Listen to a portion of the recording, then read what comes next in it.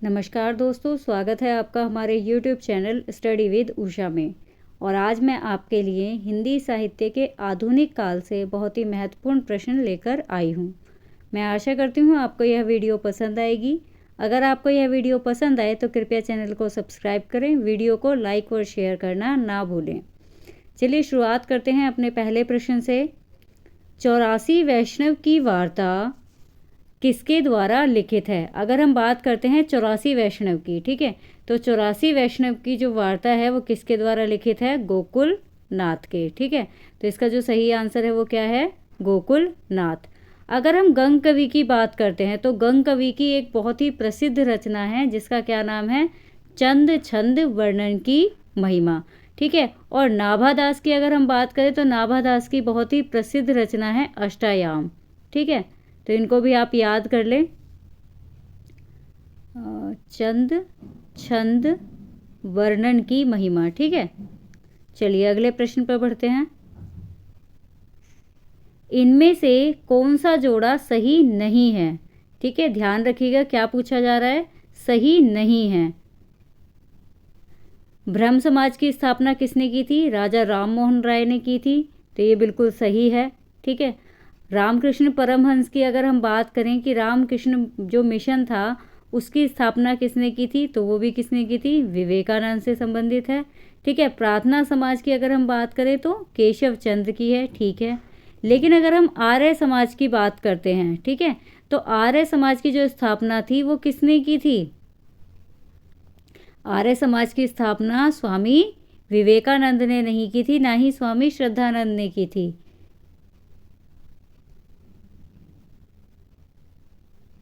बात करते हैं तो उसकी रचना किसने की थी? स्वामी दयानंद सरस्वती ने, ठीक है। तो अगर हम पूछें कि सही जोड़ा कौन सा नहीं है तो हमारा डी ऑप्शन सही हो जाएगा। चलिए अपने अगले प्रश्न पर बढ़ते हैं। आर्य समाज की स्थापना कहाँ हुई थी?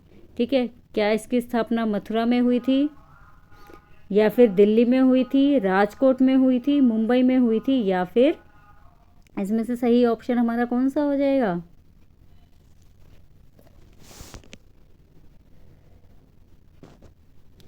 आर्य समाज की स्थापना कहाँ हुई थी? Option number A Mathura, option number B Delhi, option number C Rajkot, या फिर ऑप्शन नंबर डी मुंबई, ठीक है। तो अगर हम आर्य समाज की स्थापना की बात करें तो वह कहाँ हुई थी? ऑप्शन नंबर डी हमारा सही हो जाएगा, ऑप्शन नंबर डी, ठीक है, मुंबई में हुई थी। चलिए आगे बढ़ते हैं अपने अगले प्रश्न पर। प्रार्थना समाज की स्थापना कब हुई थी? ऑप्शन नंबर ए 1800 ईस्वी में, ऑप्शन नंबर बी 1828 ईस्वी में, ऑप्शन नंबर सी 1867 ईस्वी में, या फिर ऑप्शन नंबर डी 1900 ईस्वी में, ठीक है। तो अगर हम बात करते हैं किसकी? प्रार्थना समाज की, तो प्रार्थना समाज की जो स्थापना थी वो कब हुई थी? 1828 ईस्वी में, ठीक है। तो सही ऑप्शन क्या हो जाएगा इसका? 1828 ईस्वी। चलिए अगले प्रश्न पर बढ़ते हैं। हिंदी साहित्य को नवीन विषयों की ओर प्रवृत्त करने का श्रेय किस लेखक को दिया गया है? Option number A Premchand, option number B Bharatendu, option number C Jaishankar Prasad, या फिर option number D Mahavir Prasad Dwivedi. तो इसका जो सही आंसर है वो क्या हो जाएगा? ऑप्शन नंबर बी भारतेंदु, ठीक है। क्योंकि नई अगर हम आधुनिक युग का पितामह भी किसको कहा जाता है? भारतेंदु को ही कहा जाता है। और नवीन युग का प्रवर्तक भी किसको कहा जाता है? भारतेंदु को ही कहा जाता है। चलिए अगले प्रश्न पर बढ़ते हैं। राजा भोज का सपना पुस्तक के लेखक कौन हैं? ठीक है, अगर हम राजा भोज का सपना की बात करें तो यह किसकी पुस्तक है? ऑप्शन नंबर ए राजा Shiv Prasad Sitare Hind, option number B लाला श्रीनिवास दास, ऑप्शन नंबर सी इंशाअल्लाह खान, या फिर ऑप्शन नंबर डी राजा लक्ष्मण सिंह, ठीक है। तो यदि हम बात करें कि राजा भोज का सपना जो पुस्तक है उसके लेखक कौन है, तो उसके लेखक कौन हो जाएंगे? राजा शिव प्रसाद सितारे हिंद, ठीक है। चलिए अगले प्रश्न पर बढ़ते हैं। कविता के लिए खड़ी बोली के पक्ष में आंदोलन की शुरुआत किसने की थी? ऑप्शन नंबर ए प्रेम, ये प्रेम घन हो जाएगा, ठीक है। प्रेमघन ने, भारतेंदु ने, हरि जगन्नाथ दास रत्नाकर ने या फिर अयोध्या प्रसाद खत्री ने। तो जो इसका सही आंसर है वो क्या हो जाएगा? इसका सही आंसर हो जाएगा ऑप्शन नंबर बी, भारतेंदु ने। ठीक है, चलिए अगले प्रश्न पर बढ़ते हैं। यदि द्विवेदी जी ना उठ खड़े होते तो जैसे और व्यवस्थित व्याकरण विरोध और ऊटपटांग भाषा चारों ओर दिखाई पड़ती थी, उसकी परंपरा जल्दी ना रुकती। यह कथन किसका है? Option number A, Acharya Ramchandra Shukla, option number B, Hazari Prasad, option number B, Shyam Sundar Das, option number C, Hazari Prasad Dwivedi या फिर option number D, Ganpati Chandra गुप्त।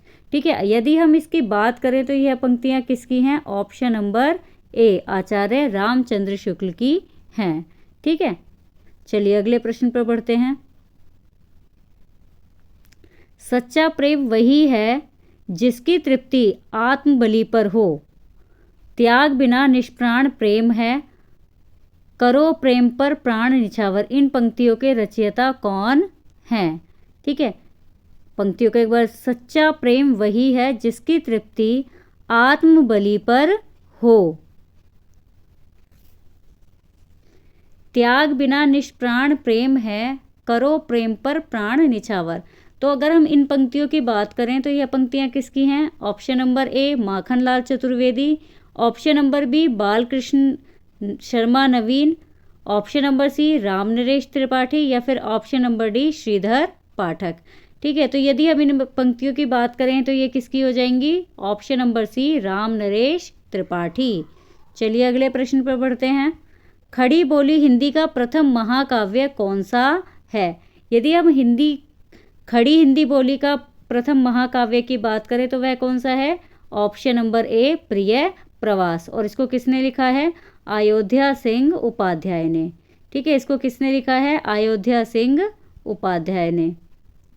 और बहुत ही प्रसिद्ध है ये रचना, बार बार जो है यह परीक्षा में पूछी जाती है। ठीक है, बहुत ही इम्पॉर्टेंट है और बार बार परीक्षा में पूछी। तो इसकी जो रचना है वह कब हुई थी? 1914 में। ठीक है, कब हुई थी? 1914 में। चलिए अगर हम साकेत की बात करते हैं तो साकेत किसके द्वारा लिखित है? मैथिली शरण गुप्त के द्वारा यह लिखित रचना है। और यदि हम इसकी रचना की बात करें कि इसकी रचना कब हुई थी तो ये कब हुई थी? 1931 ईस्वी में इसकी रचना हुई थी। वहीं अगर हम वैदेही वनवास की बात करते हैं तो यह भी किसकी है? अयोध्या सिंह उपाध्याय की है। और यह कब लिखी गई थी? 1941 ईस्वी में लिखी गई थी।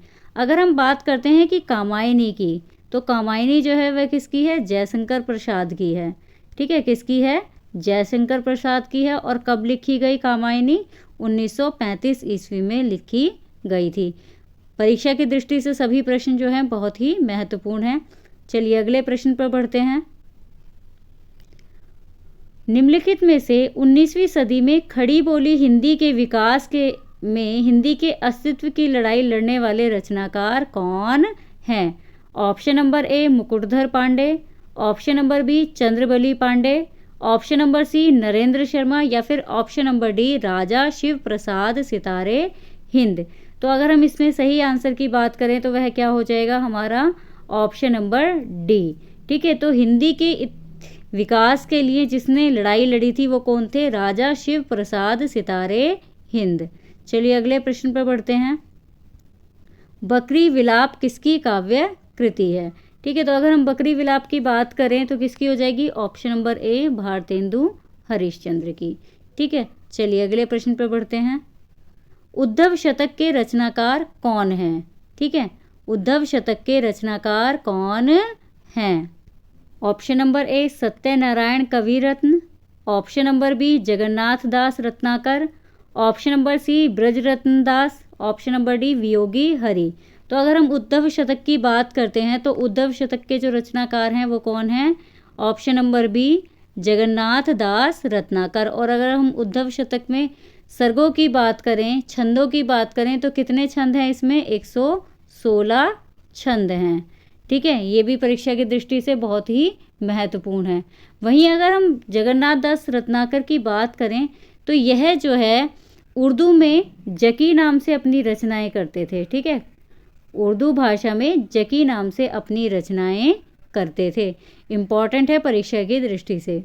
चलिए, निम्नलिखित में से कौन सी रचना जगन्नाथ दास रत्नाकर की नहीं है? ठीक है, क्या पूछ रहा है? नहीं है। तो option number A Hindola, option number B Gangavataran, option number C Uddhav Shatak या फिर ऑप्शन नंबर डी भ्रमर दूत। ठीक है, तो अगर हम बात करें कि हिंडोला की, तो हिंडोला भी किसकी है? जगन्नाथ दास रत्नाकर की है। गंगा अवतरण भी इन्हीं की है और उद्धव शतक के बारे में अभी हमने पिछले प्रश्न में ही पढ़ा है। ठीक है, हिंडोला की जो रचना है इन्होंने कब की थी? 1994 में की थी। अगर हम उद्धव शतक की बात करें तो 1929 में की थी। ठीक है, और जबकि जो गंगा अवतरण है उसकी रचना कब की गई थी? 1927 ईस्वी में की गई थी। वहीं अगर हम भ्रमर दूत की बात करते हैं, ठीक है, तो भ्रमर दूत की जो रचना है वो किसने की थी? सत्यनारायण कविरत्न ने की थी। ठीक है, किसने की थी? सत्यनारायण कविरत्न की रचना है ये भ्रमर दूत। ठीक है, चलिए अगले प्रश्न पर बढ़ते हैं। त्रिशूल नाम उपनाम किसका है? ठीक है, यदि हम त्रिशूल नाम की बात करें तो त्रिशूल नाम से कौन लिखता था? Option number A Sumitra Nandan Pant, option number B Ramdhari Singh Dinkar, option number C Ram Naresh Tripathi या फिर ऑप्शन नंबर डी गया प्रसाद शुक्ल स्नेही। ठीक है, यदि हम त्रिशूल उपनाम की बात करें तो यह किसका नाम है? गया प्रसाद शुक्ल स्नेही जी का। ठीक है, चलिए आज इसी प्रश्न के साथ आज की यह वीडियो यहीं समाप्त होती है। अगर आपको यह वीडियो पसंद आई हो या प्रश्न आपको पसंद आए हो तो कृपया वीडियो को लाइक करें और चैनल को सब्सक्राइब करना ना भूलें।